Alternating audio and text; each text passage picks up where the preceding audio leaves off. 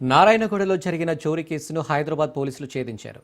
యజమాని ఫిర్యాదు మేరకు నిందితులను అదుపులోకి తీసుకున్నారు. ఈ సందర్భంగా సిపి ఆనంద్ సంబంధించిన వివరాలను వెల్లడించారు.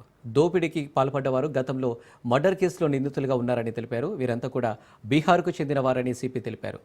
కేడియా ఇంట్లో నమ్మకంగా పనిచేస్తున్నట్టు నటిస్తూ కేడియా కుటుంబం దుబాయ్ వెళ్లగానే సొమ్ము మొత్తం దోచుకొని వెళ్లారన్నారు. అయితే సీసీ ఫుటేజ్ల ద్వారా ట్రాక్ చేసి నిందితులను నాగపూర్లో పట్టుకున్నామన్నారు. దొంగలించిన సొమ్మును అంతా స్వాధీనం చేసుకున్నామన్నారు.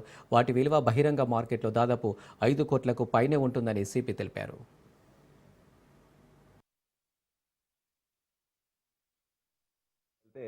సికింద్రాబాద్ రైల్వే స్టేషన్ వరకు వెళ్ళినట్టు తెలంగాణ ఎక్స్ప్రెస్ ఎక్కినట్టు మాకు తెలిసింది.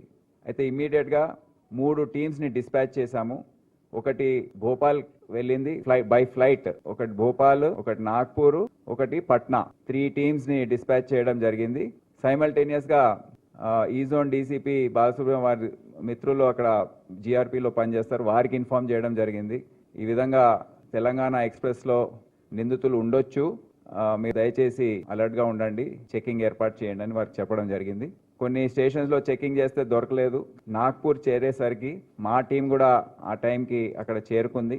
వారు జీఆర్పీతో సహా కలిసి coach by coach, cabin by cabin check చేసుకుంటూ వస్తే అప్పుడు ఈ ముగ్గురు ఒకే కోచ్లో కూర్చోవడం అనేది తెలిసింది. వారిని అదుపులో తీసుకున్నారు.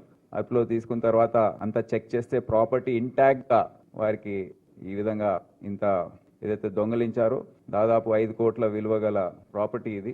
మొత్తం బంగారం ఏదైతే ఉందో 1.42 kgs బంగారం, డైమండ్స్ 710 గ్రామ్స్ దాని వెయిట్, 3300 క్యారెట్స్ అంటున్నారు. అంటే ఒక్కొక్క క్యారెట్ ఇస్ 1.12 lakhs అని. సో దీని విలువ మీరు వేసుకోండి ఇప్పుడు ఎంత ఉందో, ఇది 5 కోట్లు కూడా దాటుతుంది. సో ఇంత మళ్ళీ ఫారెన్ కరెన్సీ, మిగతా సామాగ్రి అంతా ఇండియన్ క్యాష్, ఇండియన్ కరెన్సీ ఇదంతా కూడా మనము దాంట్లో చూస్తున్నాము. చాలా భారీ ఎత్తున ఈ దొంగతనం మనము దోమలగూడ ప్రాంతంలో చూసాం. సీసీటీవీస్ అన్ని